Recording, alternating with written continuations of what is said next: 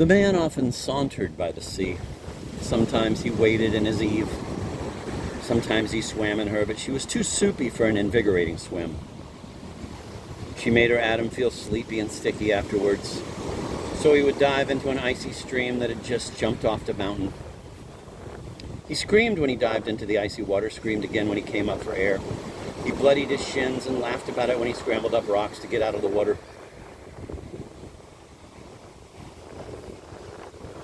He panted and laughed some more, and he thought of something amazing to yell. The Creator never knew what he was going to yell, since the Creator had no control over him. The man himself got to decide what he was going to do next and why. After a dip one day, for instance, the man yelled this: "Cheese!" Another time he yelled, "Wouldn't you really rather drive a Buick?" The only other big animal on the Virgin Planet was an angel who visited the man occasionally. He was a messenger and an investigator for the Creator of the universe. He took the form of an 800-pound male cinnamon bear. He was a robot too, and so was the Creator, according to Kilgore Trout. The bear was attempting to get a line on why the man did what he did. He would ask, for instance, "Why did you yell cheese?" And the man would tell him mockingly, "Because I felt like it, you stupid machine." Here is what the man's tombstone on the Virgin Planet looked like at the end of the book by Kilgore Trout.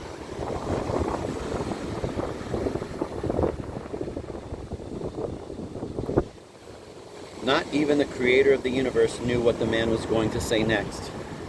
Perhaps the man was a better universe in its infancy. Rest in peace. Chapter 17.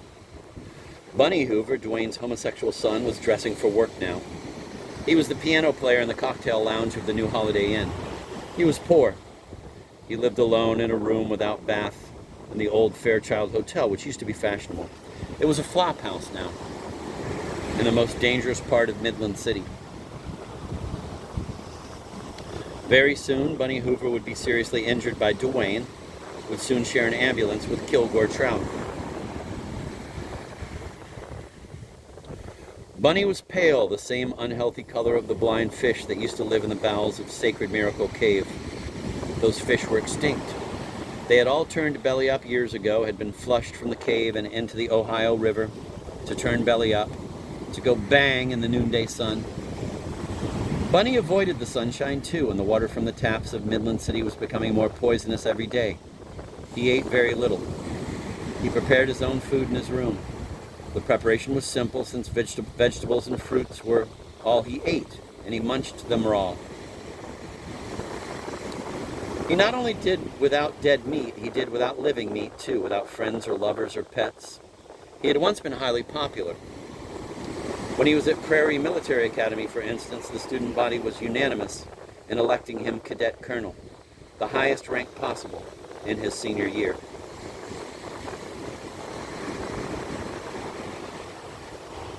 When Bunny played the piano bar at the Holiday Inn, he had many, many secrets. One of them was this: he wasn't really there.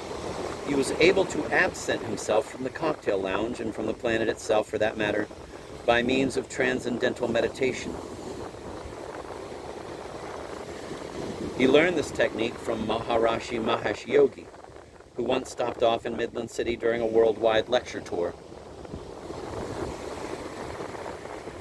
Maharishi Mahesh Yogi, in exchange for a new handkerchief, a piece of fruit, a bunch of flowers, and $35, taught Bunny to close his eyes and to say this euphonious nonsense word to himself over and over again: Aim, Aim, Aim. Bunny sat on the edge of his bed in the hotel room now, and he did it. Aim, Aim, he said to himself internally. The rhythm of the chant matched one syllable with each two beats in his heart. He closed his eyes. He became a skin diver in the depths of his mind. The depths were seldom used. His heart slowed. His respiration nearly stopped. A single word floated by in the depths. It had somehow escaped from the busier parts of his mind. It wasn't connected to anything. It floated by lazily. A translucent, scarf-like fish. The word was untroubling. Here was the word. Blue. Here is what it looked like to Bunny Hoover.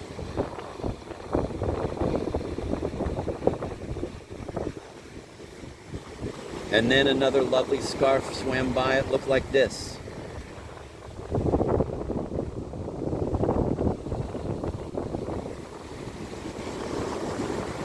"15 minutes later, Bunny's awareness bobbed to the surface of its own accord. Bunny was refreshed. He got up from the bed and he brushed his hair with the military brushes his mother had given him when he was elected cadet colonel so long ago.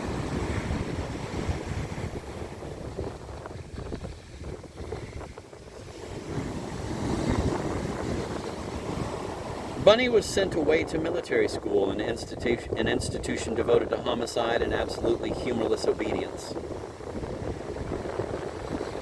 when he was only 10 years old. Here is why.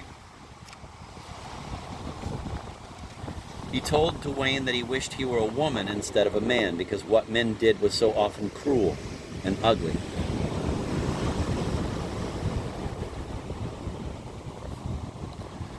Listen, Bunny Hoover went to Prairie Military Academy for 8 years of uninterrupted sports, buggery, and fascism. Buggery consisted of sticking one's penis in somebody else's asshole or mouth, or having it done to one by somebody else. Fascism was a fairly popular political philosophy, which made sacred whatever nation and race the philosopher happened to belong to. It called for an autocratic, centralized government, headed up by a dictator. The dictator had to be obeyed no matter what he told somebody to do. And Bunny would bring new medals with him every time he came home for vacation. He could fence and box and wrestle and swim. He could shoot a rifle and a pistol, fight with bayonets, ride a horse, creep and crawl through shrubbery, peek around corners without being seen.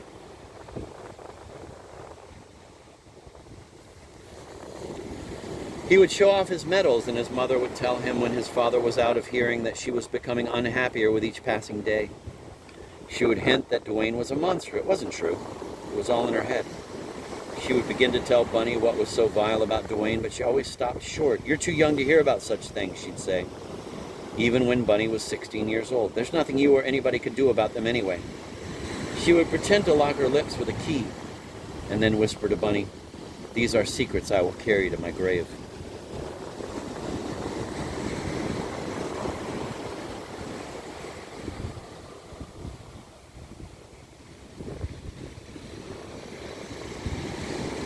Her biggest secret, of course, was one that Bunny didn't detect until she knocked herself off with Drano.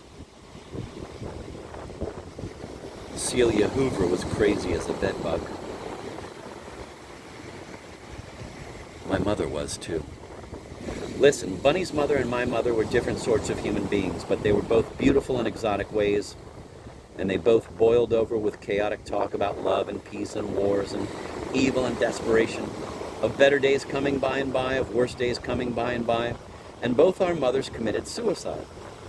Bunny's mother ate Drano, my mother ate sleeping pills, which wasn't nearly as horrible.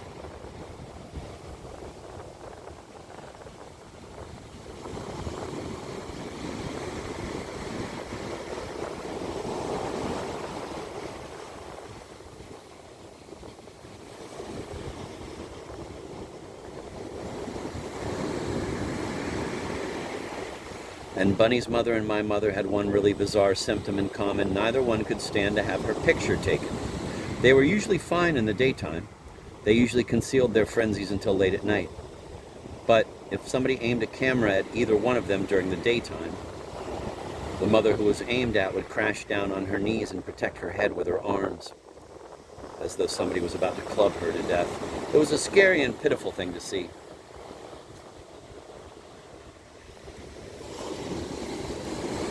At least Bunny's mother taught him how to control a piano, which was a music machine. At least Bunny Hoover's mother taught him a trade. A good piano controller could get a job making music in cocktail lounges almost anywhere in the world. And Bunny was a good one. His military training was useless, despite all the medals he'd won. The armed forces knew he was a homosexual, that he was certain to fall in love with other fighting men, and the armed forces didn't want to put up with such love affairs. So Bunny Hoover now got ready to practice his trade. He slipped a black velvet dinner jacket over a black turtleneck sweater now. Bunny looked out his only window at the alleyway.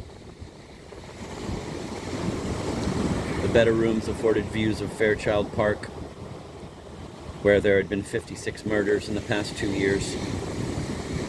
Bunny's room was on the second floor, so his window framed a piece of the blank brick side of what used to be the Kienzler Opera House.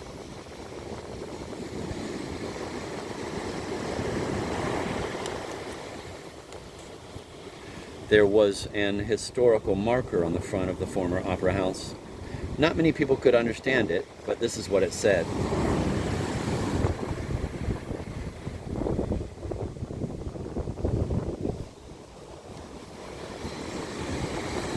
Jenny Lind, the Swedish nightingale, sang here. August 11th, Anno Domini. The Opera House used to be the home of the Midland City Symphony Orchestra, which was an amateur group of music enthusiasts. But they became homeless in 1927 when the Opera House became a motion picture house, the Bannister. The orchestra remained homeless, too, until the Mildred Berry Memorial Center for the Arts went up. And the Bannister was the city's leading movie house for many years, until it was engulfed by the high crime district, which was moving north all the time. So it wasn't a theater anymore, even though there were still busts of Shakespeare and Mozart and so on gazing down from niches in the walls inside. The stage was still in there too, but it was crowded with dinette sets now. The Empire Furniture Company had taken over the premises now. It was gangster controlled.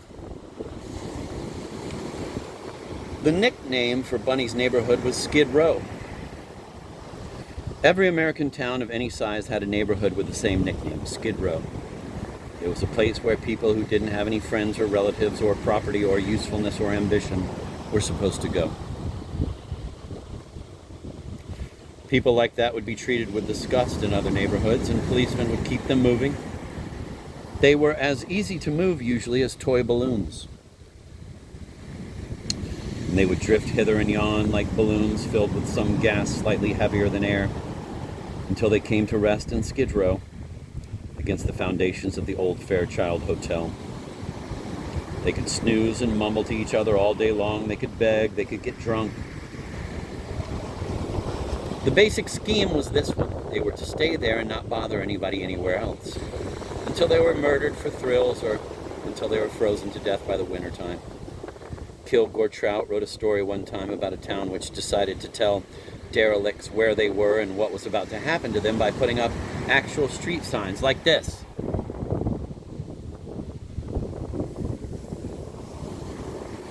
Bunny now smiled at himself in the mirror and the leak.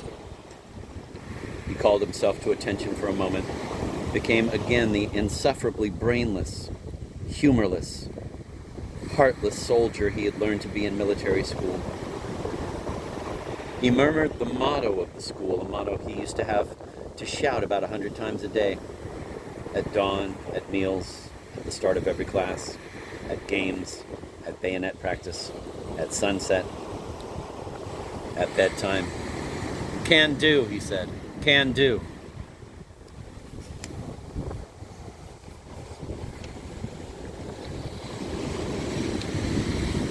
Chapter 18. The galaxy in which Kilgore Trout was a passenger was on the interstate now, close to Midland City. It was creeping. It was trapped in rush hour traffic from Berrytron and Western Electric and Prairie Mutual. Trout looked up from his reading, saw a billboard which said this: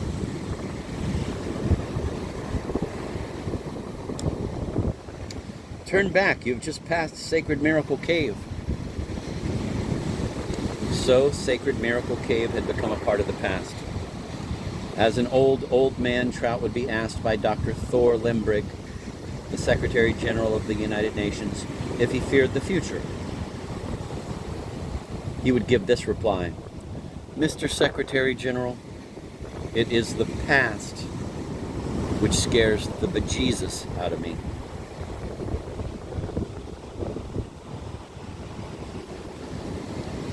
Dwayne Hoover was only 4 miles away.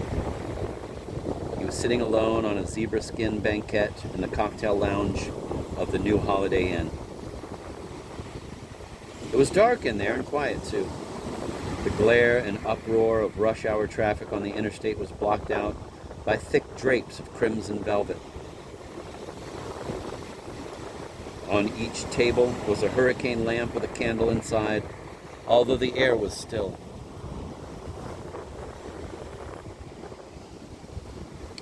On each table was a bowl of dry roasted peanuts, too, and a sign which allowed the staff to refuse service to anyone who was inharmonious with the mood of the lounge.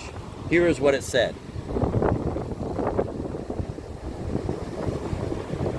"This table reserved."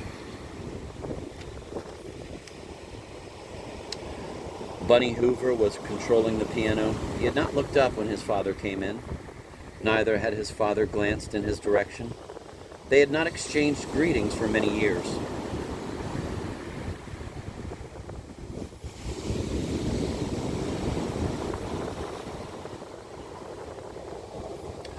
Bunny went on playing his white man's blues. They were slow and tinkling, with capricious silences here and there. Bunny's blues had some of the qualities of a music box, a tired music box. They tinkled, stopped, then reluctantly, torpidly, they managed a few tinkles more. Bunny's mother used to collect tinkling music boxes, among other things.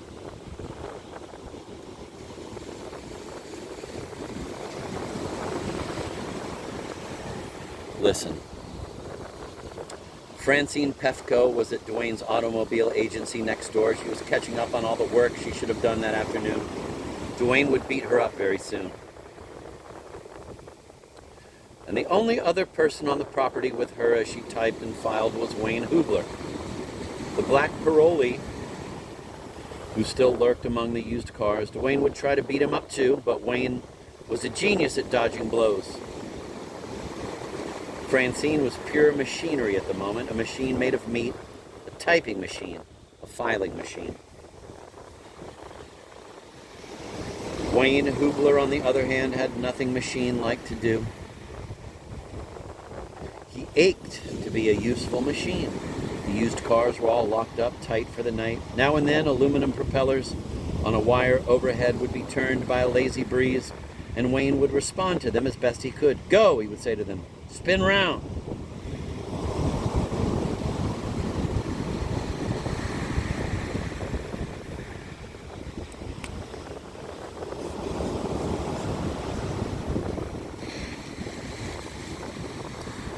He established a sort of relationship with the traffic on the interstate, too, appreciating its changing moods.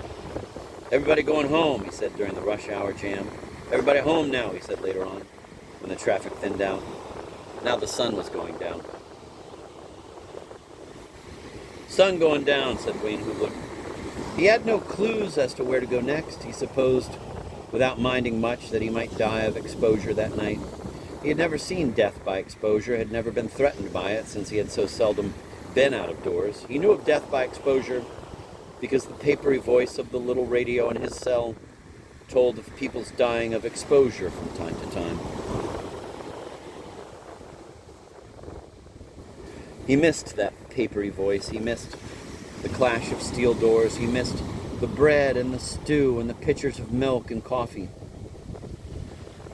He missed fucking other men in the mouth and the asshole and being fucked in the mouth and the asshole and jerking off and fucking cows in the prison dairy. All events in a normal sex life on the planet, as far as he knew. Here would be a good tombstone for Wayne Hubler when he died.